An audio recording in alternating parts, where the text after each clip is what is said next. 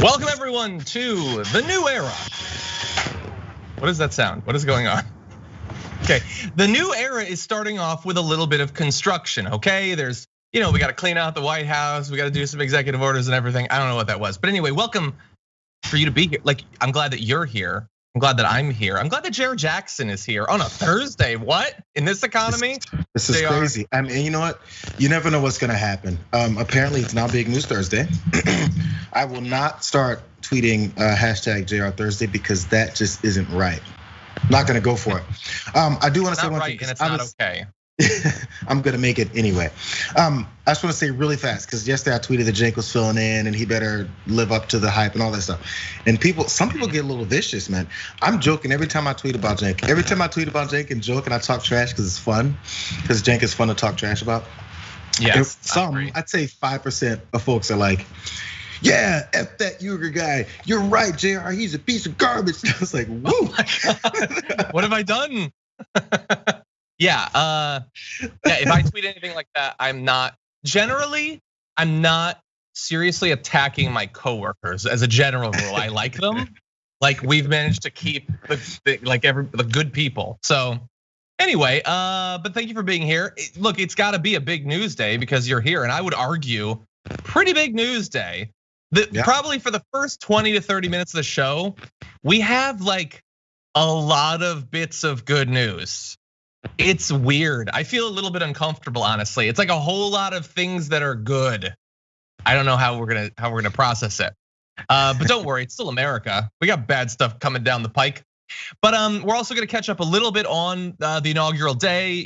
We did TDR yesterday, but then there was a whole bunch of stuff that happened after that we missed out on. So we want to comment on a little bit of what's been going on, mostly around memes. So we're gonna have some fun with that. I can see over on Twitch, we've got the new Bernie meme is an emoji. I was so pleased when I saw that. Bart and Brooke are very fast on generating those. But we're also gonna check in on how the right wing has responded to the inauguration day with something I'm calling the Wacko Roundup. So that should be fun. And it will feature one form of wackiness that I didn't expect, which is a very prominent news commentator giving an incredibly horny monologue. So that'll be fun. And then we've got Ted Cruz. Thankfully, it's not him. It's not Ted Cruz with the horny monologue. But anyway, Jayar, why don't we launch into this thing in a sec? Thank you everybody for being here. Please hit the like button and share the stream if you haven't already.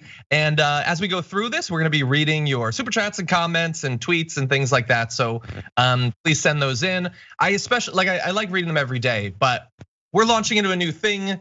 We've had some good time, and so I'm curious how everybody is experiencing that. We've had a lot of bad days. Let's see what a good day feels like. And with that, let's launch into that good day. In the run up to the inauguration, Biden had promised that on his first day, he was gonna do a whole mess of stuff. And he did a whole mess of stuff, actually. We had a memo from Ron Klain, the White House chief of staff, saying that Biden's plans to tackle 4 overlapping and compounding crises: COVID-19, the economy, global warming, and racial justice. And we have actions on quite a few of these, actually. So we're gonna start off with climate change because it's my show and I get to. So among the most immediate steps, one of the first things he did was rejoining the Paris climate agreement, which he had said that he was going to do. By reentering the agreement, Biden is recommitting the US to drastically reducing emissions in order to limit average global temperature rise to below 2 degrees Celsius. So that's good, I think. Jayar, getting back in the Paris Climate Accords, he said he'd do it. He can do it immediately. There was no excuse not to. Yeah, so I think that as far as this litany of lib policies that he pushed through on the first day, it's okay to start with that one. I think it's okay to start with the Paris Climate Accord, and I'm sure we'll have some fallout from that. But I'm on board so far. We do have some fallout from some people who have objections to being in the Paris Climate Accord that are founded in intellectual honesty, coming from Ted Cruz, who says by rejoining the Paris Climate Agreement, President Biden indicates he's more interested in the views of the citizens of Paris than in the jobs of the citizens of Pittsburgh. This agreement will do little to affect the climate and will harm the livelihoods of Americans. Well, if it's gonna do little, then how much harm could it do? But anyway, so the Paris Climate Accord means he cares more about the people of Paris than of America, or specifically he said Pittsburgh, which I think is funny because Pittsburgh's in Pennsylvania and Ted Cruz just tried to overturn the results of the election in Pennsylvania. So if that's caring about them, maybe some not caring is a nice way to mix it up. Yeah, okay, so this is a play on words and trying to appeal to real Americans who care about Pittsburgh and don't care about Paris, that lib city, when they know nothing about Paris. So now it's going back to the empty talking points that just hit some trigger words. Pittsburgh, not Paris. Oh, it's alliteration too, Ted. So again, this is a big illustration of exactly what they think of their supporters. He thinks this is gonna work. That people don't have to know anything about the Paris Climate Accord, have known nothing about the fact once Trump left it, what that meant, or what it means for us to get back in it. It just means Pittsburgh versus Paris, America versus France. Oh, French fries versus chips. These guys are the worst. This is what we're back to debating about. Nothing with any facts, nothing with any basis of anything. But this guy is gonna bring up Paris versus Pittsburgh like it's a football game with the Browns versus the Steelers or something. It's insane, but here we are again. And it's nonsense, and it's not even good. This is like a Marco Rubio tweet where it's like, no, you fundamentally don't get this, do you? But you know who does get it? Representative Alexandria Ocasio-Cortez, who, like, in the same way that Greta Thunberg is always ready to snipe Trump, I feel like AOC is keeping an eye on Ted Cruz. So she responded to that tweet saying, "Nice tweet, Senator Cruz. Quick question, do you also believe the Geneva Convention was about the views of the citizens of Geneva? Asking for everyone who believes US senators should be competent and not undermine our elections to incite insurrection against the United States." That's just boom, boom. Hitting him on multiple things. It's like, oh, you're dumb, and also you're anti-democratic. The joke is a little bit on us because he's still a senator and is likely to remain one, but it's good having people like Alexandria Ocasio-Cortez there. God, I wish she was also a senator. Like, I wish he could like give his stupid speeches on the House floor with his Dr. Seuss books, and then she could immediately go and speak directly after. How good is that gonna feel when she takes out Chuck Schumer? Oh man, John, you're talking big futures here. That she's openly denied, John. She's openly denied these situations that you're saying is gonna happen with Schumer. I know. But to her tweet, I do enjoy it because it seems like maybe there's someone who's like a Cruz monitor, and then they text AOC and go, "Hey, check out what Cruz just said," and then she has a chance to respond. Someone's one job. Google alert. I think she has a Google alert there. Yeah. I also saw we have a Twitch comment from Map with Stormy Dragon that says, "Oh, Greta sniped back at Cruz too." Who do you think I am? You think I don't have that? So Greta Thunberg then tweeted, "So happy that USA has finally rejoined the Pittsburgh Agreement. Welcome back." Oh God, man, Greta Thunberg is on these things like, as if it's her job. But again, I wonder how closely she's monitoring the ridiculousness, and if it's someone is letting her know. Because again, she's 17 now, 16, 17, I can't remember. Something like that, probably. And I imagine myself at 16, 17 years old, I had no interest in doing any of this. The type of things that she's following and doing. So again, she's staying true to what she's looking to do. It's about the Paris Climate Accord. He's trying to demonize folks on and throw some scare tactics because Paris is a scary place. So I like that, again, the people who've been fighting for these actual events and things that we need to actually do to change, stick with it. Because the frustrating part is a lot of times we kind of forget and move on. Yeah. Greta Thunberg was this big deal, and then we just stopped talking about her and what she's doing and saying. I'm glad we're not. Yeah, totally. So with Biden re-entering the Paris Climate Agreement, Biden will have to quickly submit a new 2030 emissions target under it called a nationally determined contribution, which will reveal the level of ambition the new administration will bring to the monumental task of decarbonizing the US economy over the next decade. So if the idea is going to be that you're going to, everybody has to contribute, all the countries that are party to it, to make sure that the average overall increase in the temperature is kept below a certain cap. We need to know, how much are you gonna actually do? And that is where the rubber is gonna meet the road. It is one thing to join the accord, but as a lot of great environmental activists have pointed out, including Greta Thunberg, joining it does not mean you're doing what you need to do to even meet its goals, let alone the more ambitious goals that'll be required for like an outcome that isn't just not apocalyptic, but also not really bad, which this in theory would still leave us with. So to give you an idea, a recent Princeton energy modeling study found that the ultimate goal of reaching net zero emissions by 2050 is feasible, but it will require 2.5 trillion of investment in a new infrastructure over the next decade. So to put that in perspective, one Trump tax cut for the richest people in America, basically. That sounds doable over the next decade. I think if we space it out a little bit. But to give you an idea, it is going to be a big thing. And that is not something that Biden can just do with an executive order. That's gonna require legislation. That's gonna require, hypothetically, eliminating the filibuster, which I'm sure is something that we will talk about in the near future. But it's important. There's a case to be made. It's the most important thing that we could possibly do over the next 10 years. Yeah, let's think about it. Also, again, you said they could get to this point by 2050. There's a plan to get there by a certain degree by 2030.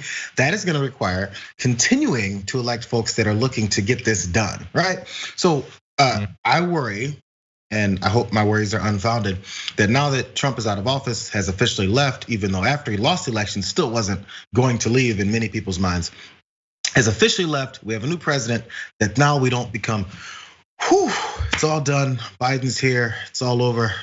Don't have to think about these political things anymore that happen in our country. Let's just move on. And you go back to Republicans winning more elections and coming in and undoing exactly what maybe gets begun here. And then we get nowhere again. Now let's not forget, it's not like when we were not ever in the Paris Climate Agreement. Trump took us out of it. But before that, It's not like climate change or our approach to it was not a problem. So we were in the Paris Climate Agreement, but it's not like everything was great. We still weren't doing enough. Totally. So just getting back in the Paris Climate Agreement isn't the end. We have to do more because where we were wasn't good enough. Now we're just worse. Yeah. Now, re-entering the Paris Climate Accord isn't the only thing on the environment or fight against climate change that was accomplished in the first day. One executive order covers a broad range of policies, including methane regulations, energy efficiency standards for appliances, fuel efficiency standards for cars, and blocking the Keystone XL pipeline and drilling in the Arctic National Wildlife Refuge. So not all of those are done. One of the big executive orders, for instance, requires a review of literally every environmental deregulation that Trump did during his 4 years. And that is a lot because there was more than 100 of them. Some of them significant, like reversing Obama's methane regulations, for instance. But we are on the right path on these. And just understand that one, can we put up that graphic one more time right there? We did a lot of videos over the last 4 years about those topics. And with one graphic, arguably the executive order was the more important part, but I'm gonna give credit to the one graphic. We're reversing a lot of that damage, or at least putting ourselves on the path to reverse it. And not for small things. Blocking the Keystone XL pipeline, how much time and energy was put into that over the past 5-6 years or so?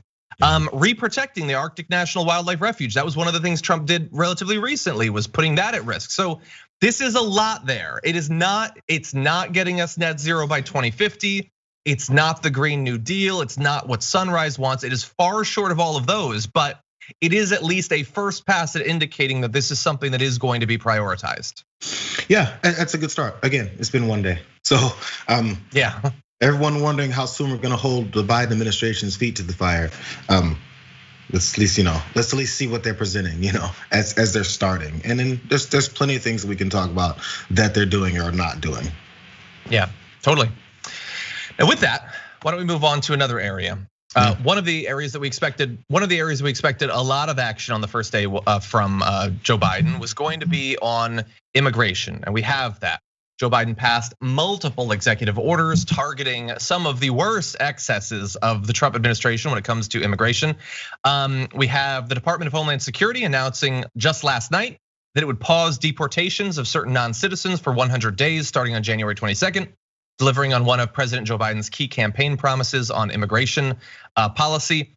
According to a memo, the moratorium will apply to any non-citizen in the US who has been ordered deported by an immigration judge unless they arrived after November 1st of last year, or if they voluntarily gave up their right to stay in the US with full knowledge of the consequences and the opportunity to obtain legal representation. So that's just a hold.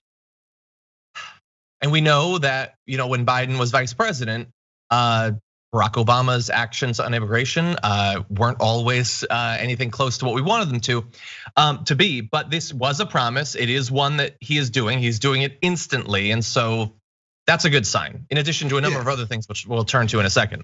Hopefully, this will be one of the points, because I think every president, especially someone like Biden, who was once a vice president, wants to forge their own if you want to, I hate using the term legacy, but forge their own agenda in this case and not look like, because I think a lot of people will expect, and maybe some of the excitement from some Democrats for Joe Biden getting elected was, oh yeah, that was President Obama's vice president. Maybe we'll get some of those passes, people that liked Obama. But Joe Biden or people around Joe Biden probably don't want to be Obama number 2. They don't want that type of thing. So hopefully things like this will be something he can differentiate himself on as his approach to immigration, hopefully doing things that Obama wasn't willing to do. Exactly. So let's see, we've got, I think we can skip past the next graphic. Let's move on to some other changes. The Biden administration announced that starting Thursday, it will no longer enroll asylum seekers newly arriving on the southern border in a Trump era program that has forced tens of thousands, close to 70,000 individuals to wait in Mexico for a chance to obtain protection in the United States.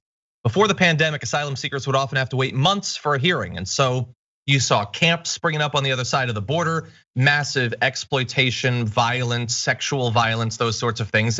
And it's very easy to argue that that was the point of it in the first place, that Trump didn't want these people coming in. He wanted them to be scared of potentially being raped or murdered or robbed while waiting for a chance to talk to an asylum judge. That is now going to end. And so that's another good move. So the question then becomes, I'll have to read deeper, I suppose, but then what happens? There's folks that they had being held there, but the idea was to have a better place or a safer, secure situation. Inside of the United States. Yeah, and then that starts with this hold and this pause is for him to get the opportunity to figure that out. Because again, it's been a day. How do you figure out such a massive policy or a plan to go forward, honestly, to help out all these human beings that we in the past 4 years have forgotten are humans, and what we do in the meantime? And because there's always going to be potentially something bad happening, especially as people are trekking across multiple countries to get somewhere, and there's bad folks out there. So that'll still be happening. It's just a matter of how we use it. As you mentioned, the Trump administration used it in a way to fearmonger both Americans and folks that were potentially trying to get away from really bad situations in other countries. So as long as we shore that up and hopefully get some kind of a coherent thought process, then maybe we can do something better. Yeah, but I want to make sure that we mention a few others. So here's the weird thing about today. Any one of these things is something that Trump would have rolled out, we would have been rightfully horrified by, we would have covered, activists would have rallied against it, efforts to overturn it would have happened. This is the power of winning elections. Biden is doing tons of good little things. They're not the biggest, most like the huge structural changes to fix things like enduring economic inequality, racial bias and criminal justice. Like those sorts of things are bigger, and that's what we're gonna have to continue to fight on. But for instance, the fact that I can just say, oh, by the way, he ended the Muslim ban. He did. That was a thing that we talked endlessly about. That's done. For instance, that Biden is ending the Trump census policy, ensuring that all persons living in the US are counted. Because remember, Trump wanted to just not count immigrants. He wasn't allowed to not count immigrants. But if he had gotten reelected, are you sure that he wouldn't have been able to stop that and steal more political representation? That's one graphic. Here's another one. He stopped construction of the border wall with Mexico. Just immediately is terminating those contracts. That's a big thing, a massive xenophobic waste of money. Again, we do have to be on the watch because in terms of like wanting to emphasize the need for more border security, that is not a thing that has been exclusively Trump or exclusively Republican. Democratic politicians, both administrations like Obama and Biden's, as well as currently serving senators and representatives on the Democratic side, think that we need fences and things like that. So we need to keep our guard up for things like this. But a lot happened yesterday, just yesterday on some of these areas, and we can take a few moments out to appreciate that. I think so, but well, why not? It doesn't, to acknowledge and notice something, it doesn't change the fact that you can still keep an eye out and see how things are going. What else is there to say? I can't believe he did these things that we didn't like that Trump did. He undid some of Trump's policies that we were vehemently against. 2 + 2 is 4. Yeah, I'm glad he is on the path to reverse these things. We'll see where it goes. Yep, 100%. And where it goes to next is another area, one of those things that Ron Klain was talking about. Undoubtedly, one of the biggest crises facing Biden as he becomes president is the pandemic, which not only still exists, and I hope that it has become needless that I keep saying that, and I hope that everyone watching this is more aware of it than your average American, many of whom have moved on. But I want to remind you that yesterday was a historic day for a number of different reasons. You have Kamala Harris being sworn in, obviously that is massive history. Joe Biden taking over is very big as well. It was also a record-breaking day in terms of the number of Americans reported dead from COVID, because we had over 4,400 deaths reported on Inauguration Day. Jeez. Which is just devastating, way beyond a 9/11. Just yesterday, nobody was even paying attention. I understand it. The inauguration was going on, but that happened. Thousands of families lost a family member. Many thousands more have people who've been admitted to the hospital and all of that. And it's not to say that there's not any good news in those numbers. The cases seem to be going down, albeit slowly. The hospitalizations seem to be flat or going down, albeit slowly. Those are positive signs, but they're positive signs happening during literally the darkest period of the pandemic. And I think we can all agree that very few people in America, very few media outlets in America are treating this as the darkest moment in the pandemic. A case could be made that they're not treating it like it's the in the top 5 worst months. But it is, and so it's important that Biden prioritizes that. Yeah, I'm glad he is too, and we'll see how fast this transition for this happens, if and how he can pull this off. But the plan being in place is just something different. And we talked about I'm not sure if we're getting to this, but at least I didn't see we did. The vaccine rollout, how the Biden administration is walking into a zero plan. So there's hurdles that are put in place, and it's just a matter of figuring out the best approach to undoing so much turmoil and so much incompetence in one term. It's gonna be mind blowing, and I think they're gonna continue to slowly find out just how bad it is. Yeah, wow. Assuming these numbers are right from Carbon in our Twitch, it's almost exactly the number of Allied deaths on D-Day. Yeah. I'm not an expert on World War II, but that sounds right. And geez. It's still there. Like, let's say that Biden is successful in the pandemic. We are still going to lose tens of thousands of people, 100,000 people. And pay attention, for every now thousands of people that die per day, we'll see how soon, potentially, the pundits, the Trumpers, maybe other Republicans, actual elected officials will begin to say, look at what's happening with the pandemic under this Democratic administration.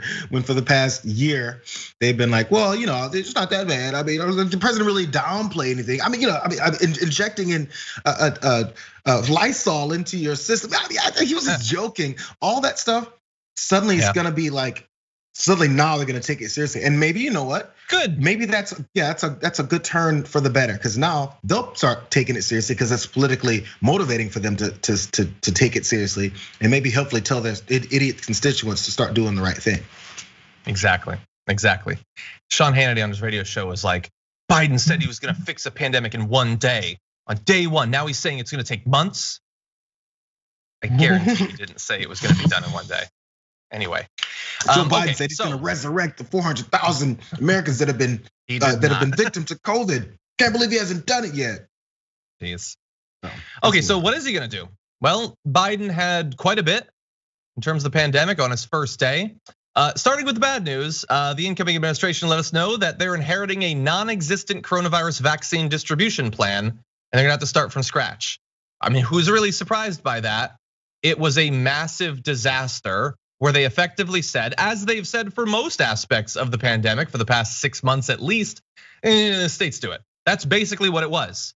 And what do you know? It was a disaster in multiple states, and vaccine stores have run out. Well, why wouldn't it? You're not doing anything to make sure that we're producing enough. So anyway, it's a massive disaster, but we do have some action. Mr. Biden signed an executive order appointing Jeffrey Zients as the official COVID-19 response coordinator, who will report to the president in an effort to aggressively gear up the nation's response to the pandemic. The order also restores the Directorate for Global Health Security and Biodefense of the National Security Council, a group Mr. Trump had disbanded, in which, just looking forward, I'm assuming President Carlson will disband in right before COVID-26 gets us. But anyway, it's a fun cycle of American politics here. Let's see, we also have Biden reinstating ties with the World Health Organization, because remember when the president cut off ties with the WHO during the worst global pandemic in a century? That was a goof. Anyway, we're gonna be back with them. So that's good. We have a little bit more Jayar, but so far, what do you think? Weird, a global pandemic, staying involved with the World Health Organization to make sure that there's a coordinated response to this global pandemic that spreads across international lines. Crazy how that works, but I'm glad we're back to elementary style logic. Exactly. And remember, it wasn't just like the WHO he cut us off from. He also continually attacked the CDC. Yeah. And somehow hundreds of thousands of people died. If we go back and think about the things we just went through for the past 4 years, we're gonna be like, that really did happen. That did happen. Sharpie could happen. Jank and I were disagreeing a little bit on Twitter about who in the end was worse. Was it Trump or was it George W. Bush? We should have an event. We should have an hour-long debate, multiple people on each side actually trying to hash out our initial view. In 5 years, we'll look back with a little bit more perspective, but who is actually worse? But anyway, really fast, the issue with the pandemic isn't just the immediate public health crisis, although that is terrible. We also have the economic damage that it's doing to a lot of people because they either can't work, their jobs have been lost, a number of issues like that. Mr. Biden is, in response to that, moving to extend a federal moratorium on evictions and has asked agencies, including the Agricultural, Veterans Affairs, and Housing and Urban Development departments, to prolong a moratorium on foreclosures on federally guaranteed mortgages that was enacted in response to the coronavirus pandemic. The extensions all run through at least the end of March. And in addition to that, the president is also moving to continue a pause on federal student loan interest and principal payments through the end of September, although progressive groups and some congressional Democrats have pushed Mr. Biden to go much further and cancel up to $50,000 in student debt per person. And just to put it in perspective, saying some have pushed for it, you might think, oh, what did Ilhan Omar push for? No, Chuck Schumer said he should cancel $50,000. So if he doesn't, and he doesn't seem to want to, like that's a fairly extreme position in comparison to the Democratic caucus. If you got Schumer pushing for it, it ain't radical anymore, even in the way the establishment throws that term around. Not radical anymore, John, but what about people? I mean, I paid off my $50,000. Why would you guys take away anyone else's $50,000 student debt? That's not fair. In fact, I want my $50,000 back. Well, as I said yesterday in the show, I paid off my student debt, and you know who's in favor of it? This guy. Let's cancel it. Like it's crazy. How dare you? Like if you admit, if you say, and people tweet, like I'm gonna tweet later today, we should cancel all student loan debt, and I'm gonna get I almost swore, some person is going to say, well, I already paid off mine. That to me is like tweeting like, I love the feeling when your foot contacts the soft belly of a puppy. Like what's wrong with you that you'd publicly admit, like, okay, you can have this horrible position and maybe feel a little bit of shame about what an awful, selfish person you are, but to like hold it up as like a symbol of how awesome you are is sick. Yeah, it's so weird, but no, that's the basis for why we can continue to push our capitalistic approach to put people in the dirt in order for you to just stand on top of that mound of dirt and still have nothing.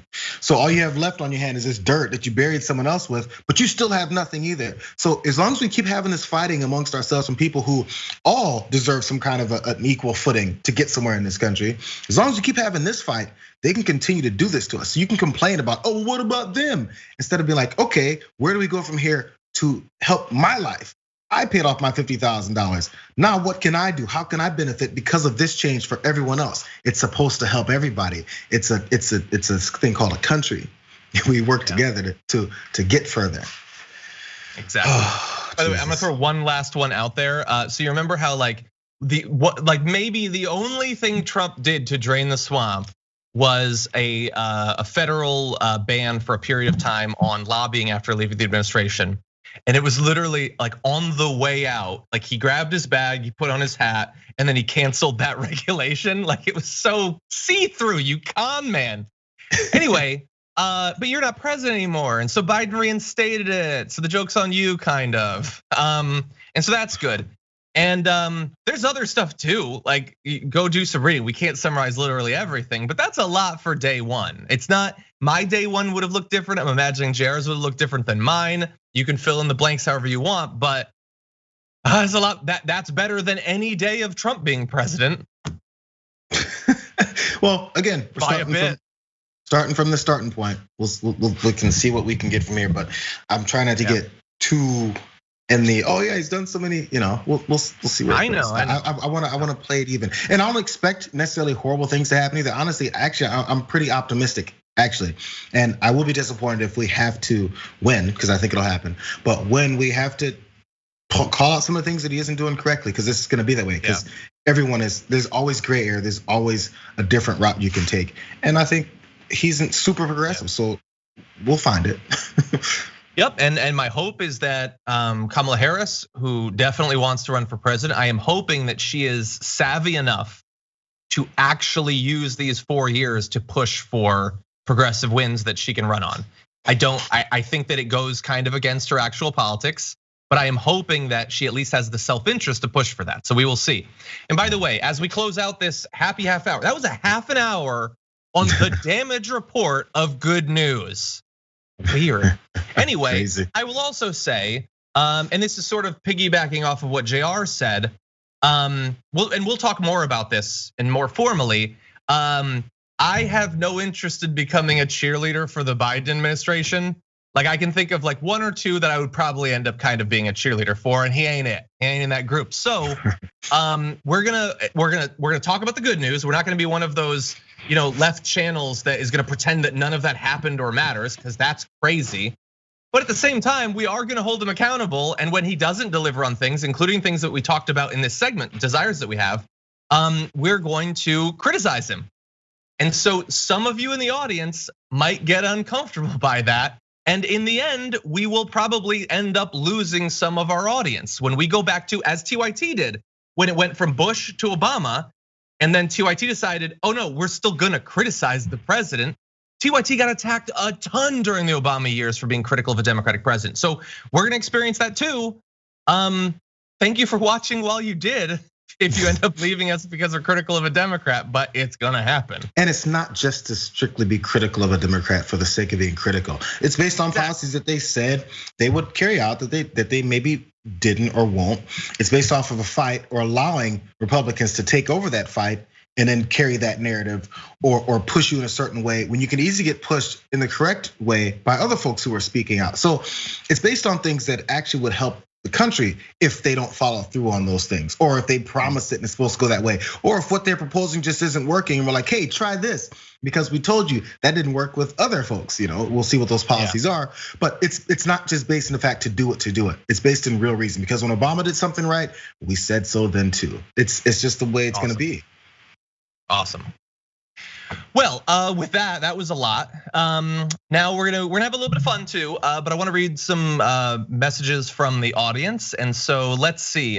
First super chat out the gate is from Tony Forster. Hey Tony, I recognize your names, people. Tony, whose message before says the 20-foot tall diaper-clad Donald Trump baby blimp has been consigned to history at the Museum of London. Someday, on like the 50th anniversary, they're gonna blow it up again, and people are gonna be like, what was going on at that time? Bad stuff. Let's see. Okay, John, our director says Pittsburgh is the Paris of Appalachia. Huh. Why didn't he just say he cares more about the people of Paris, France than Paris, Texas? That's at least like kind of poetic. Anyway, Lena Peak says, hey Lena, says, giving myself the rest of the week to celebrate and breathe easy. Trump is out of office and I got my first dose of the COVID vaccine. Oh. I don't know how anyone got access to the COVID vaccine considering the way it's been going, but good, I'm glad that you got it. I'm glad that you're gonna be protected. Roger Harris says, Melanin Dragon here. Hot damn, Jayar is handsome. What do you use on your locks and skin? Well, it's hard because I don't use enough on my locks because I used to get them done. And now in pandemic, I'm just a little messy and a little bit dry. Just keep it that way. But I don't have a regimen. My wife tells me what to do with my face. And then when I do it once a week, she's like, oh, you finally did it, I can tell. And you can go back to looking like a mess for the other 6 days. Just keep it real. I spruce up for half a second for you guys, and that's only 50% of the way. Come on. Like first of all, you look great, and also your background is looking really good. Like I don't think all those pictures weren't there a while back, right? All those pictures were not there. It was that mud cloth. And actually, a lot of people like too. And again, more props. I didn't do any of that. Wasn't my idea. Wasn't my execution. I didn't put those up, but I benefit. As always, credit goes to his wife. Nicole Nowicki says, I was so relieved that Trump is gone. I didn't even care that Biden is far from perfect. I slept like a baby for the first time in 4 years, knowing man baby can't start a war with a tweet anymore. That's a good point. No fire and fear. Yeah, I don't think that Biden is gonna be like tweeting in, like he's gonna call like Duterte, like what swear can I say? Anyway, like literally insulting the physical appearance of dictators who have nukes is not a thing on the menu for the next few years. But imagine if it did. Imagine if Biden did start to go senile, but like angry, mean senile. Man, that would be so ironic. Anyway. Ben Pickens says the largest portrait in Biden's Oval Office, front and center in front of him, is FDR. This gives me some hope over the nothing will change view he portrayed during the election. Yes. Wait, Mikhail Wade said, as the senator from Texas, the fact he didn't say that Biden cares more about the people of Paris, France than the people from Paris, Texas is a missed opportunity. Dragon. We apparently think alike, Dragon. Thank you for that. Wow. But I also lived in Texas, so that's probably why. Okay, let's see. Bart says, it'll be a great day in America when Space Force is vaporized and eliminated. If my memory serves me well, we put men on the moon from this other space program called NASA. Yeah, NASA sounds pretty good to me. I agree. Although if they do cancel Space Force, I wanna make sure that we still have the show Space Force, because that was pretty funny. Obi-Mom Kenobi over on Twitch gifted a tier 1 sub. Thank you so much for that, Obi-Mom Kenobi. Amy Mamie subscribed for the 4th month and says, Puff the Philly Dragon here. I love TDR and all of Dragon Squad. Amy Mamie, I'm really sorry that Biden doesn't care about your area of the world. Cares more about Paris, but thank you for subscribing. Let's see. Pankways says, you guys should have a boxing fight. John versus Cenk, whoever wins the argument. No. Not boxing Cenk. Cenk is solid, man. I imagine, I've never been punched by Cenk, but I imagine Cenk's punches are like, if I were to do that and then later on go home, my wife asked me how my day went, I think I'd mention it. Like, it's noteworthy. It's one of those things you have to, I mean, if you're worried about how solid he is, that means you can potentially be quicker than him. So you gotta use your advantage. Yeah. I don't think I'm actually that quick. But anyway, finally, Agatis says, we need to talk about reparations. Folks need to educate themselves on this important issue. Agatis, I agree. It doesn't sound like the sort of thing that Biden is gonna be pushing for, but he's not the only one there, so. Right. Now with that, let's jump back into the news. A little bit of schadenfreude coming for you. So we had been warned about a great deal of potential violence or chaos, or at least demonstrations on Inauguration Day. It was something we here at the Damage Report were worried about. Although we did say in advance, there's the possibility that like on Election Day, it won't actually materialize. The FBI issued warnings last week that it had intel about armed protests at the Capitol buildings in all 50 states. Police were mobilized, National Guard was mobilized, and all of that. Remember, we had heard that tens of thousands of armed individuals were gonna go to DC specifically. I'm imagining once they heard there would be 20,000 National Guard troops, that took the wind out of the old sails a little bit. But not just in DC, because not only have there been no incidents of violence at state capitals as of Wednesday late, but at many of them, the number of MAGA protesters could be counted on one hand. And I wanna show you some examples. So here you have the New York State Capitol. Mark Ligero is the only one. It is not often that we can read all the names of all of the people at the protest, but we just did. Drove 45 minutes. That sucks. Let's see, Jefferson City. We have a handful of people, 5 or so. Not bad. Let's see, in North Carolina, we have a couple of people, and Biden's an imposter. I don't know if he means that colloquially or if he believes that a face-off situation is happening with someone else. I don't know. Here in Austin at the Texas Capitol building, we have a couple of people and a sign that says socialism is slavery. I love hearing about what other things are slavery from people that also undoubtedly believe that slavery wasn't that bad. Yeah. Anyway, there's more, but not a lot of people. There's other protests, but not a lot of people. So it didn't actually happen. What do you know? Yeah, that's the good news. You're right. Good. And honestly, maybe it's the presence of an actual police force there, where they made it clear that they're not going to go through this again. And hey, maybe you shouldn't show up and try to get yourself arrested and posed in front of the cameras with you stealing things out of federal buildings.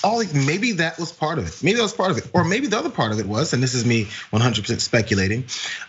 If there's no violence, what are we here for? A peaceful protest? And what are we protesting? It's over. So the motivation behind it being that you can actually somehow get Trump back in office was their first one, and they believed that because he kept telling them. And then number two, and if it doesn't work, we can at least go shooting and hanging people and kidnapping them. That kind of did work out, but not fully. And so now that there was an actual response prepared for it, they're like, well, this is boring. Let's not show up to this. Yeah, totally. And like, so you see like the huge number. By the way, people are mentioning that Sprocket's doing his tap dancing lessons. Anyway, adorable. And we totally have to have a Sprocket emoji for the chat soon. We're gonna work on that. But yeah, so they had 20,000 troops, which is obviously it was horrendous to see. It's obviously a great expense. Was it unnecessary? Or was it the thing that stopped something from happening? We don't know. The fact that stuff at the state capitals didn't really happen implies that maybe there wasn't really much to it, but we had just experienced 2 weeks before the attack on the Capitol. And so I'm glad that they erred on the side of security. And I have a hard time believing that all of those people who were willing to do what they did on the 6th are just gone and have repledged to a life of peaceful protest and acceptance of the other party winning the presidency. Yeah, so glad to have been wrong, and I love admitting that I'm wrong. But yeah, it's similar to gun measures, and after we have some kind of mass shooting, and then we'll put in these measures, but they say, oh, they keep happening. Well, they keep happening because we haven't done anything. And maybe the measures we have done, they say, look at these lib cities, and they've got these strict gun laws, and there still was a shooting there. Well, how many shootings were not there because of those strict gun laws? We don't know, because those shootings didn't happen, and that's good. So although we still have too many, because one is too many, putting in measures to take care of those problems, if they work, you won't see the exact results. You won't see the shooter come. Yeah, so I was planning on June 17th to go shoot up the mall, but you know what? They put in these regulations and actually took away my guns. I guess I can't do it anymore. See you later, MSNBC. Thanks for the interview. No, it's not gonna be that way. They're not gonna promote what they were trying to do and they were thwarted from doing. So it's continue to do the right thing, and it will hopefully people now survive that potentially would have been victims. Exactly. Now, with that, let's turn to something from yesterday that was a little bit more fun than the sad lone Trumper outside of state capitol. Oh, how alone you must feel. Oh God. No, my favorite part. Anyway, sorry, John. My favorite part of that was one person said, I was kicked off of Facebook, so I showed up and I had no idea that we weren't doing it anymore because we communicate on Facebook to do these things. So in other words, these bans that everyone's complaining about are serving their purpose. Now, I'm assuming this guy would have participated in bad action, so that's my fault for making those assumptions. But I'm making it based off of what has happened in the very, very near past of what we just experienced a couple weeks ago. So I don't think it's that much of an assumption to make. But the fact that he was now lonely because he can't communicate with his fellow insurrectionists, sorry again to call him that, I think is a good move. Yeah, and by the way, in terms of him being taken off, like, I know, again, whenever there's a conversation nationally about the First Amendment and free speech, it's about, hey, this powerful rich white man had consequences. People get taken off of Facebook and Twitter all the time for basically nothing. That is not new, by the way. And it's also not a part of these national conversations. But anyway, let's move on to other news, lighter news, fun news that might not be on a lot of shows, but I like it, so whatevs. Here we go. There were a lot of people at the inauguration, but few generated as much social media attention as one Bernard Sanders, who showed up like this. Reezy notes that he's dressed like the inauguration is on his to-do list, but ain't his whole day. He's got to go to the post office afterward. Come on, it could be a line. Like, he's gonna watch a little bit, but like he's got other stuff to do. But then he ended up sitting down, and you can see this tweet from Ashley Kay saying this could have been an email, which is totally true. He's sitting there with his "I'm once again asking you for financial support" jacket, and he's got his mask because he is not an a-hole, and he's got his mitts, which that Etsy store, which we'll talk about, is going to sell 1 billion of those, millions and billions of mitts. And so that image is just gold. And that gold has been mined, generating images like here you see on one of the subway cars in New York. That doesn't even look like a Photoshop. That's just real. You have him once again asking you not to touch the artwork in this one. It's just too good. He's really been around though, and not just in urban centers, okay? He likes it in the wilderness too. He is from Vermont, so here he is observing Bigfoot. And there's one that I really wanted to do, but I was busy and lazy yesterday. But if I did one, it would be this, with him attending the Council of Elrond and not really liking their plan for destroying the ring. Probably it's because he's surrounded by members of the 1% of Middle Earth. These are all the ruling elite, basically, except for the hobbits, I guess. Shout out to the hobbits. It's these types of things that make me wish I was creative enough and inventive enough to come up with my own. And those times that I do, I wouldn't be able to pull off the execution anyway because I'm very remedial at Photoshop. But it's one of those things, maybe it's a New Year's resolution, because these are, I don't know, it's one of those things that can take up your brain space and is actually enjoyable for a minute. It's harmless, it's just fun. Everyone can have a good laugh at it. If you hate Bernie Sanders, it's still funny. If you love him, it's still funny. Exactly. Yeah, I wanted to make that one. And then I saw someone put him on the bridge of the Enterprise from Star Trek. So I wanted to put him into Luke Skywalker's cockpit from Star Wars, but I was like, it's gonna take a lot of work. It's gonna take a lot. Like if you want to really blow up on Twitter from one of these things, you got to be on it. And I can't always be on it. I got stuff I got to do. Totally. But anyway, I love it. And I wish I knew if Bernie knew that this existed. There's a very good chance that he doesn't. Although his wife is pretty active on social media, she might have told him. He's got to know. Anyway, finally, let's give credit to one individual, Jen Ellis on Twitter, who apparently made Bernie's mittens as a gift a couple of years ago. They're made from repurposed wool sweaters and lined with fleece, made from recycled plastic bottles. So they are the Bernie Sanders of mitts. But you can see a lot there. And I believe she has an Etsy store. I'm sure that information is a bit, no? No. Okay, well, if not from her, there's gonna be replicas available soon. They were already making a bobblehead out of that image, by the way. I'm looking into. Don't buy the replicas. Go to the original. She did it. Well, I don't know if she sells them. Apparently, hopefully she'll start selling them because things like that they get promoted naturally and organically. That's the best way to go because there's so much fakeness in online stuff and promotions and sales, as we already know. People can easily be like, "Hey, follow me here," and "Hey, buy my stuff here," and "Hey, you guys, do you know I'm here?" And it's you can see the thirst in trying to get some kind of promotion. But if it happens naturally and organically, just like what was the place Giuliani went to where he had the press conference? The Total Landscaping. Four Seasons Total Landscaping and Hardware. I don't know anything about who they are. Maybe they're bad people, but the free promotion I thought was great. Yeah, you want to at the very least have a SoundCloud ready to go for when your tweet blows up. Anyway, let's read a couple of audience comments before we move on. So I want to get to the right-wing response to the inauguration. I talked about more at length in the pre-show, so feel free to go back and watch that. And if you're not aware of these, like if you watch somewhere else, on YouTube, about 45 minutes for the show. I usually do a pre-show where I talk about casually with the audience about a few other stories. But anyway, I talked at length about how we need to know what the right is going to be doing to organize against Joe Biden and to prep for the next presidential race. So we're going to be watching out for those. It's going to strain our sanity at times, but we're going to do it. Now, Alan Harris says, I read people from Georgia are upset they're getting $1,400 checks plus 600 totaling 2,000 after being promised 2,000. Should Biden admin reconsider the total? What are your thoughts? My thoughts are yes.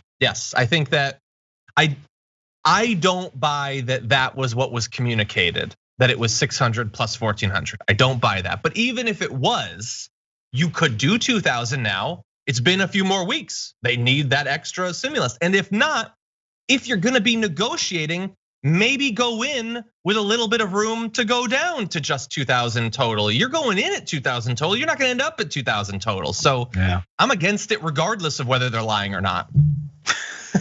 What's your number? What it should be? Yeah. 2,000 recurring, I think. Yeah, because at the very least, until we get to like 50% vaccination or something like that, and the economy can really safely open up. Yeah, because I heard, again, this is something I meant to look up that day, because it was like a month ago we talked about this, what the basis for even the number of 2,000 was. I think someone did say it, but I didn't look into it further to confirm, but it's based off of, I think, federal minimum wage over a certain period of time, something like that. I apologize for not having that information because I didn't know we were gonna go here. But if it's based off of the federal minimum wage, and then over a certain period of time you get $2,000 for it, think about how the federal minimum wage isn't much to live off of. And that's the number we're going with, and we're happy to try and get that. When in reality, I like your plan. These things has to be recurring. This happens in other countries. This isn't an insane idea. So where people actually have a chance to push money back into the economy, which would happen, by the way. Exactly. Tom Twiddell, hey Tom, says, assuming the Senate trial doesn't succeed in blocking Trump from running in 2024, am I the only one who thinks he shot himself in the foot with the pardons? Republican hopefuls will destroy him in 24. We're gonna speculate about that over the next couple of years. I don't know that the pardons necessarily hurt him amongst Republicans. Like, yeah, they'll point out that he was pardoning a whole bunch of corrupt grifters and stuff like that, and none of that hurt him the first time he ran. I don't know why with a Republican primate would necessarily hurt him.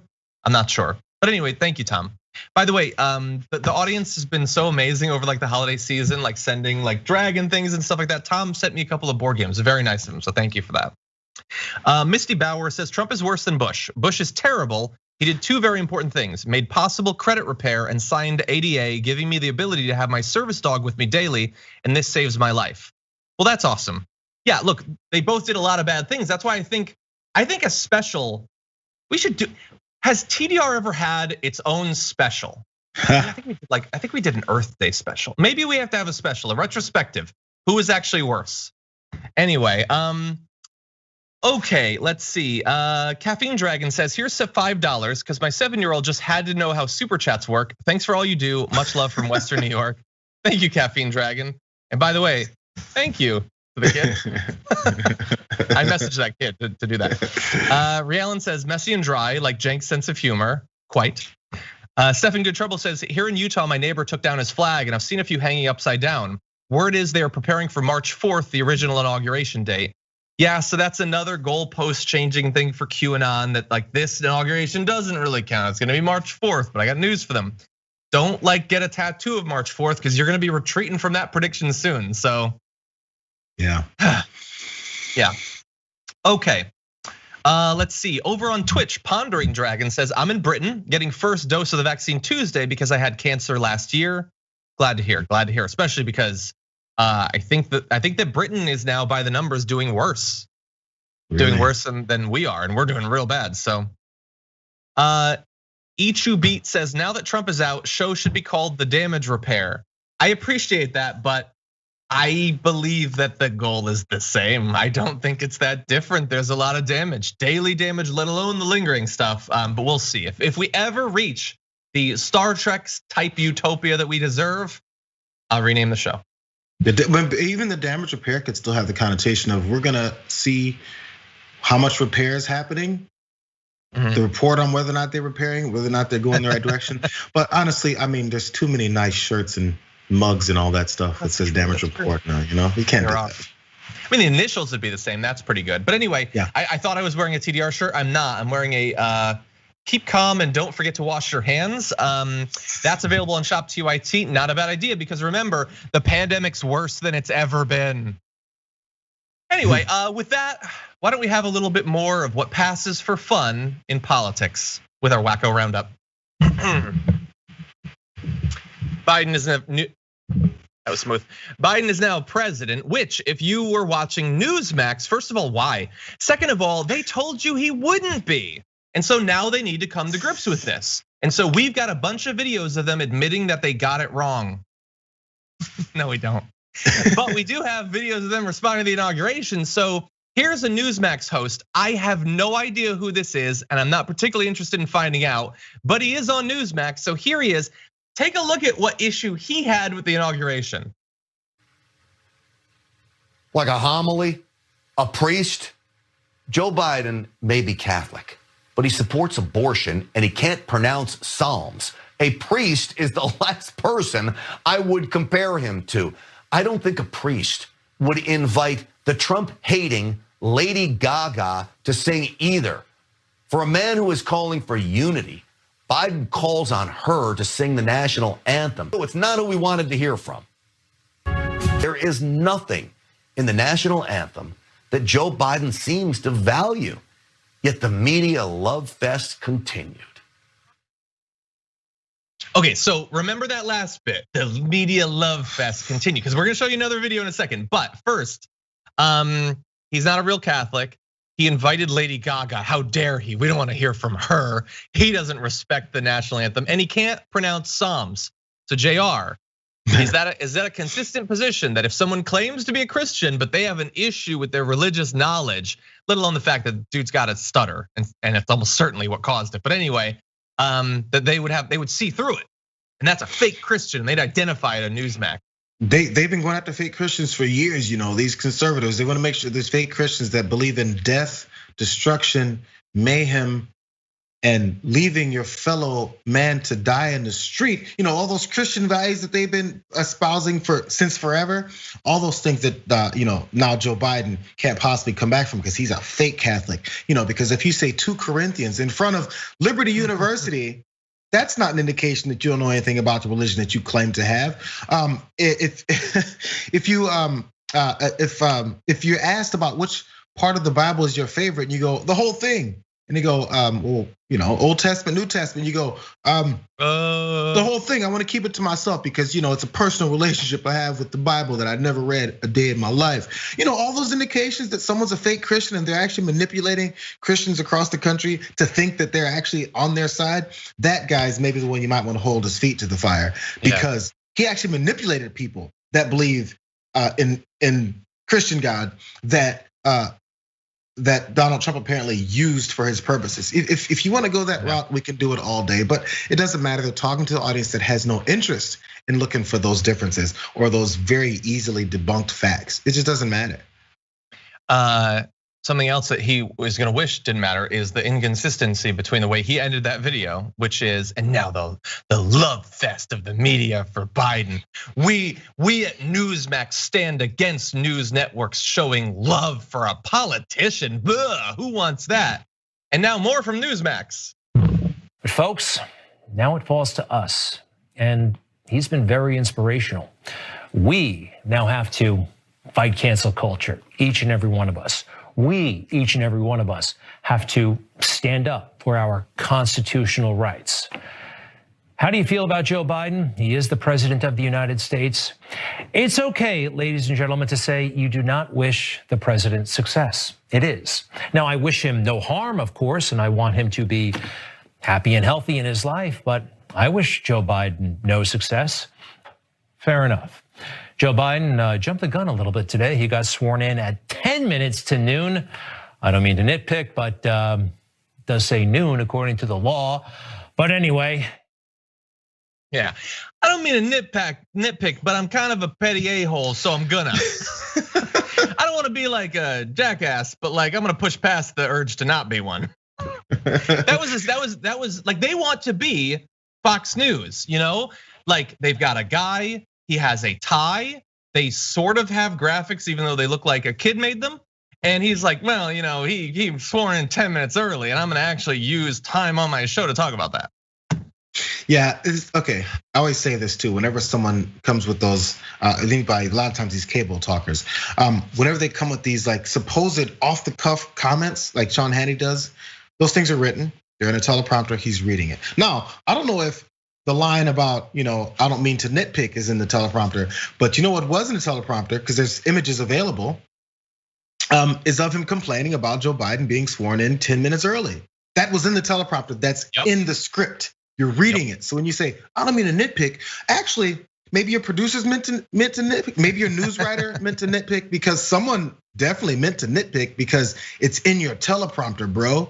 So all the fakeness about these guys' approaches and their vehement disagreement and a lack of approval for what these guys are doing, it's written, it's pre-screened, and they make sure they're saying a certain thing to a certain audience because they want you to think a certain way. This is not off the cuff. No, that is how these sorts of shows work. Like we have Marissa's on the call right now. Whatever she puts into my teleprompter, I say. That's it. If I ever say something inappropriate or offensive, it's her fault. So don't message me. But anyway, yeah, and look, it's ridiculous. Like the thing. Thank you, President Trump. And like, oh yeah.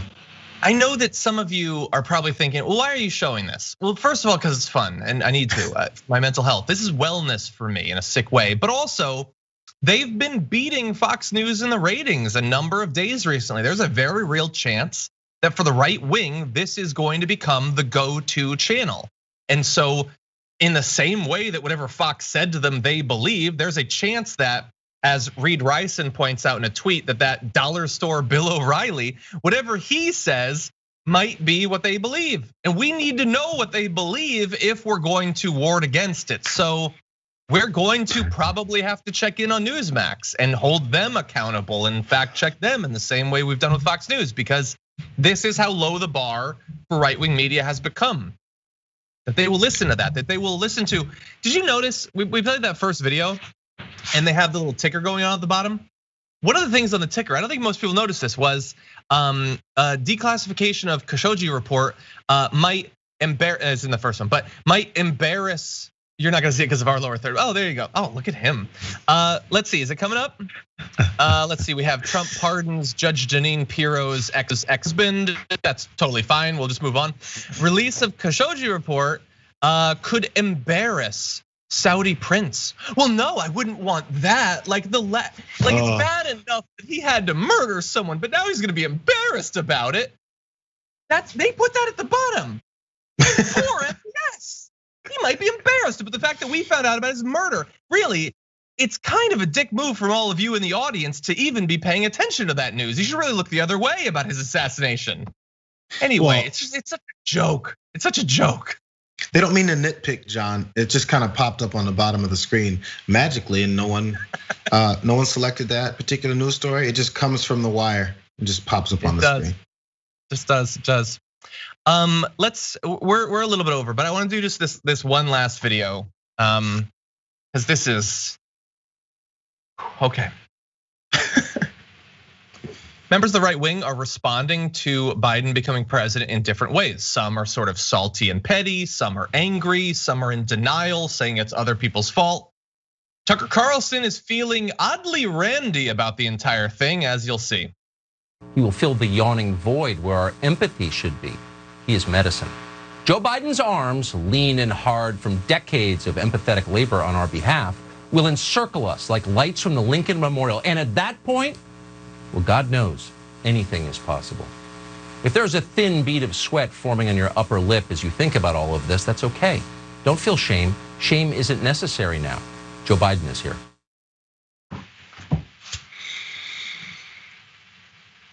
What?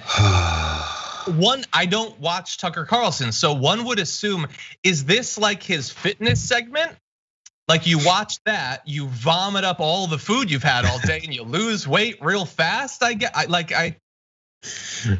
was that we just watched? That was on Fox. That dude makes like 30 million a year.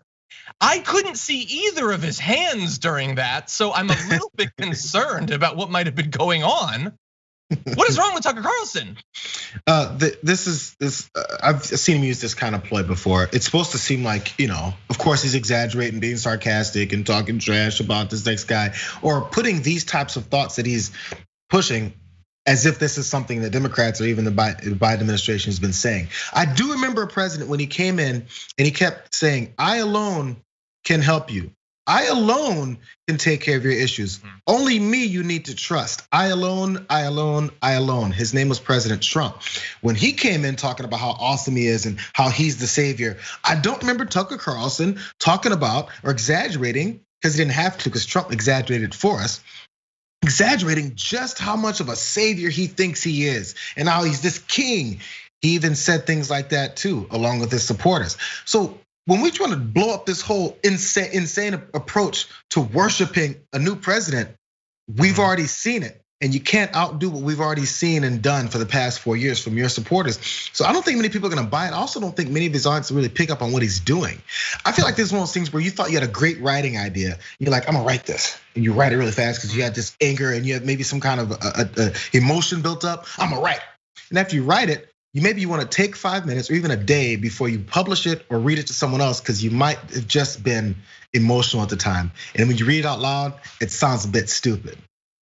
Everybody's done it. This isn't just a Tucker thing. Everybody's done it. I'm sure we have. Reread what you wrote before. If you do it in a fit of anger, and then make sure that it makes some sense, or it doesn't, or that your approach and trying to sound all artistic doesn't come off stupid. That's true. Yeah, no. At least take a little bit of time to think about what you've done while serving your sentence in horny prison. Because that was really weird. Anyway, because he had no idea that it sounds like that. Because he's too busy, or whoever wrote it is too busy trying to sound smart and sarcastic. Oh, we slammed him there. You don't realize how you sound. Yeah, or who you are to be delivering that message. Anyway, as always, thank you so much and for being so flexible on your schedule this week. We really do appreciate it. Oh, anytime, brother. Let's make it happen. Thank you. Have a good one, man. See you. Now, let's read a few more comments. I see Bart. I'm not gonna be able to show it to you. Oh, I think Skip might have it. His favorite of the Bernie memes. Can we bring that up? I don't know if you have that graphic ready to go. That's pretty good. That's pretty good. I get that. Okay, now let's see. Seth Bales says, hey, John and Jayar, I've been in a bad headspace, but you two squeezed a few laughs out of me. Thank you for helping me have a better day. Seth Bales, thank you. Thank you for being here and helping me have a better day. Asha says, why do all these Republican commentators sound like villains? Marvel should take notes. Some of them do. I don't remember Thanos ever saying something so, oh God, so oily and dirty as what Tucker Carlson just said. I would rather be in an elevator with Thanos, the Titan, than Tucker Carlson. Jay Fergie says, happiest of greetings from Skater Dragon. I can't decide which is better, all the Bernie memes or being able to watch a White House press briefing without wanting to throw my phone through the TV. True. I honestly didn't watch really any of it. I had stuff I had to do. I didn't want to obsess over the inauguration. But let's bear in mind that press secretary is going to be objectively better than any of the monsters we've had over the last 4 years. They're still designed to be there. They're designated to protect Joe Biden effectively, not to just give us all the information we could ever want. So they may not be as insane as like a Spicer or a McEnany or anything like that, but they're not our friends. Let's just bear that in mind. Silas Greystone says, good morning, Dragons. It's a new day in America. We have an actual president and are back to only fighting corporate goons for our human rights. Yeah, that's still rough, but thank you. Okay, Mike Williams says, I'm glad we're in the climate accord again, but if after a Biden presidency it swings back to the right, it'll be undone in 2 years. Yes, now there are some things you could do, like just being in the accord could be swung back. Putting a couple $1 trillion into alternative energy and infrastructure and things like that, you can't easily take that back. So that's why you gotta move on that while you have power. Okay, Nicholas says, Americans generally have a recall memory of 2 years. That's what Republicans count on to win elections. Will any of those millions of voters remember? We're gonna see. It comes down to the Democrats. What are they going to have delivered by the midterms? We'll see. Galaxy Gray says, take a shot every time John says anyway. I don't want you to die, okay? I need you all out there. Okay, Flip Twist says, progressives unite. Most of the country is aligned with our asks of the government. The hard work is yet to come. John, can I have Flip Twisted Dragon? You can, and even if you couldn't, your Archer is your icon, so I would have given it to you just based off of that. Okay, anyway. Norman Hilbish says, please consider a new intro and outro for the damage report that shows no trace of 45. Erase him completely. Well, it's funny that you say that because I got busy. I had intended to have a new intro for Biden's first day, but it's gonna take a bit. We're not as like professional as Newsmax over here. But anyway, I am working on it. I don't know that Trump is not gonna appear at all in it. He's still going to be a factor out there, but thankfully he's not gonna be all up in it. So we do have that for us. And then finally, let's see. Toad Battle says, if Bush hadn't destroyed education with No Child Left Behind, people might have had the critical thinking ability to realize Trump was a con man. Not a bad point. Okay, Just Freaking Ortega says, my hubs is a vet and has debt from school while he was in basic. I still don't understand how they didn't help with any of the funds while he was on active duty. His student debt is literally the only bad thing on our credit, and he literally got it from serving the country, SMDH. Yeah. And Biden, if he wanted to, could either entirely make that disappear. He could at least partially, like, think about how bad, like, it should be 50,000, but even if it was 10,000, that is a lot. That is a lot of people who have a little bit less of a crushing burden on their shoulders. So anyway, we'll see. Hopefully that battle is being waged behind the scenes right now. And with that, we do have to run. Thank you everybody for joining us, not only for the show, but for those of you who joined us for the pre-show before, really do appreciate that. We're gonna be recording an interview in a little bit. That'll be available relatively soon. Also, tomorrow is Friday, which means garbage people, which means you get to choose the garbage person of the week for the TDR community by going to the community tab over at YouTube and voting. We've got some awesome trash for you to choose from this week. Should be a lot of fun. Look forward to reading those responses tomorrow when Brett joins me.